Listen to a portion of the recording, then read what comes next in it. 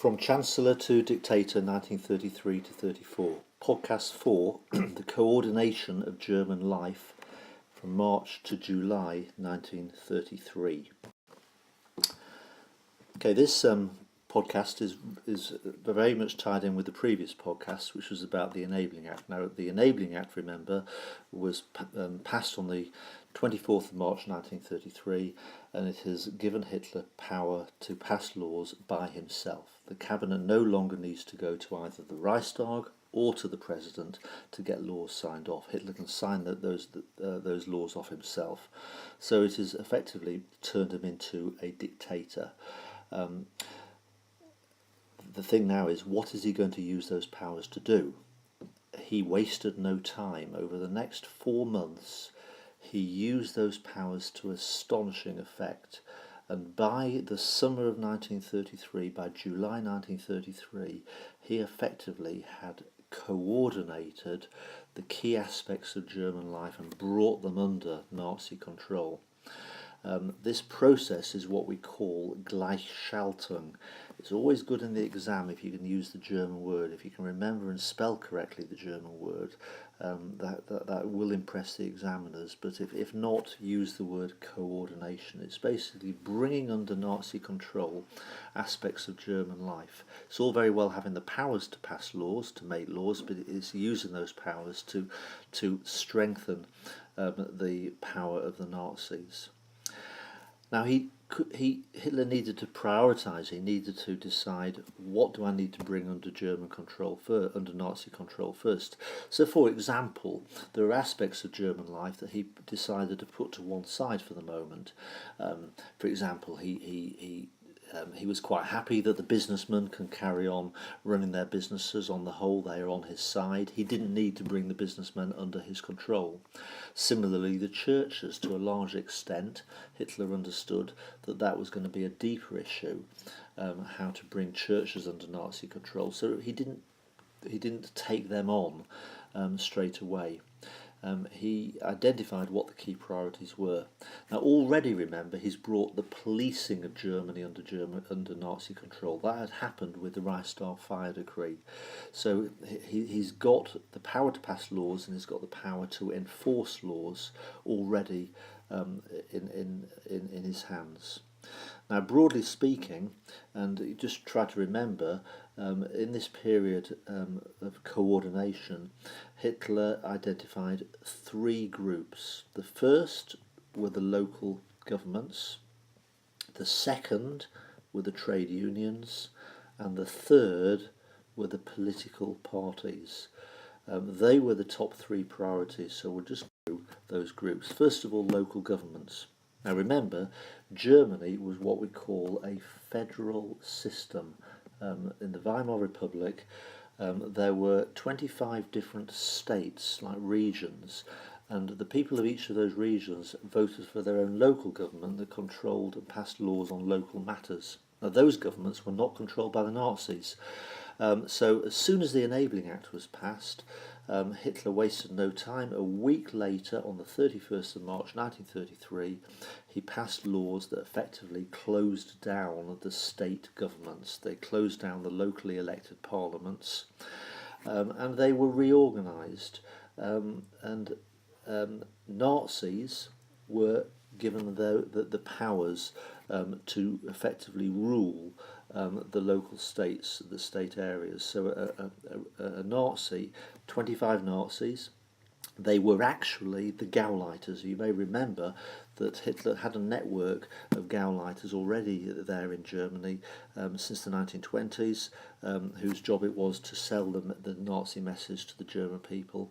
Well, the Gauleiters were given jobs that they were now called Reich governors, and it was their job to basically close down the local parliaments and to establish Nazi control in the different regions of Germany.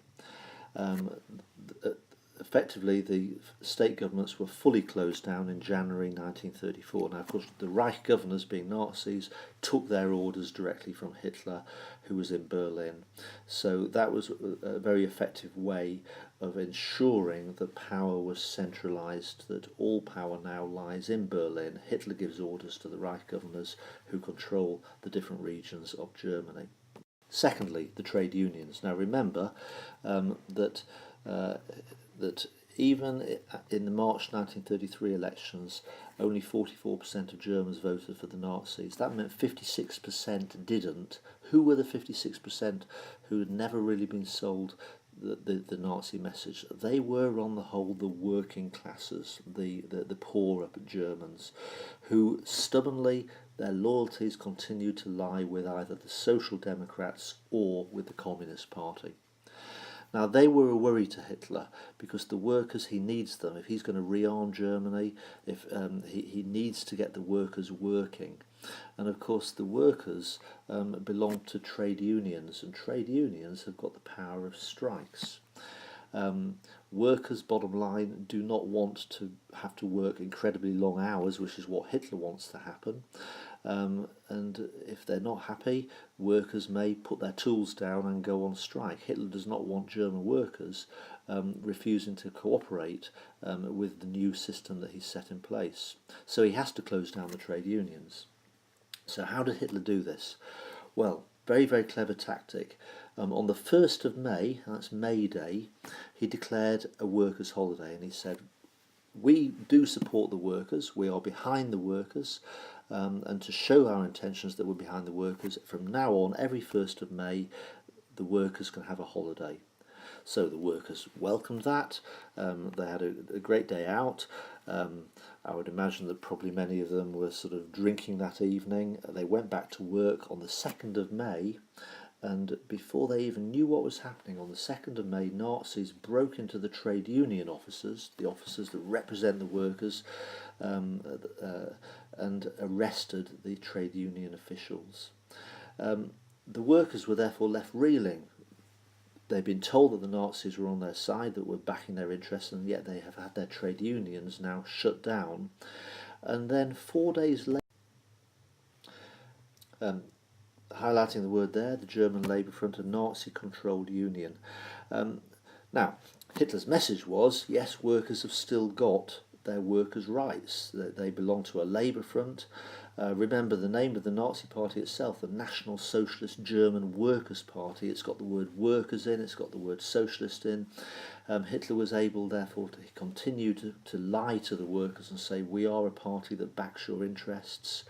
Of course, this was not really a trade union. It was not going to fight for workers' rights to have better pay. It was just a means of controlling the workers.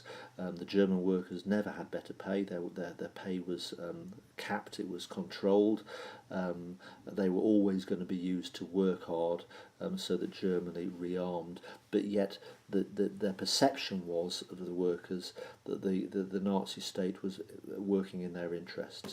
Hitler basically created a Nazi trade union called the German Labour Front. The third aspect that needed to be coordinated were the other political parties.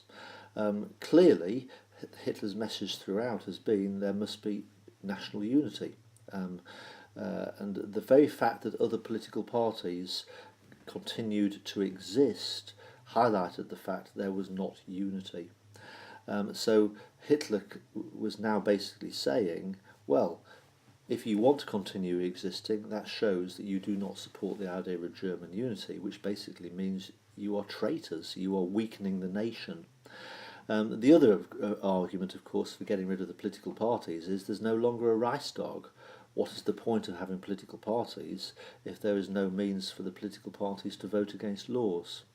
So, armed with these reasons, Hitler turned against the political parties.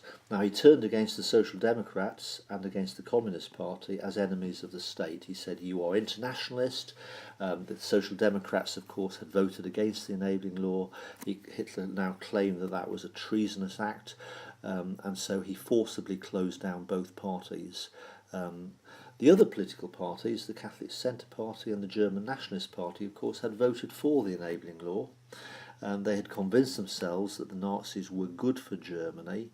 And so when Hitler basically took the line now, well, we have to live out what we believe. If we believe in German unity, then you can't really exist as opposition parties. And so the Catholic Centre Party and the German Nationalist Party accepted that, and they voluntarily dissolved themselves. They closed themselves down. So by July 1933, there was only one party left, the Nazi Party. So Hitler, using the powers given to him by the Enabling Act, passed a law on the 14th of July that officially declared Germany to be a one-party state. Conclude this podcast then with the factual test. 10 questions there. Pause the podcast, test yourself. The answers will be uploaded to the folder in Frog. This is the fourth of 6 linked podcasts. Podcast 5 will be about the origins, events and significance of the Night of the Long Knives. Thank you.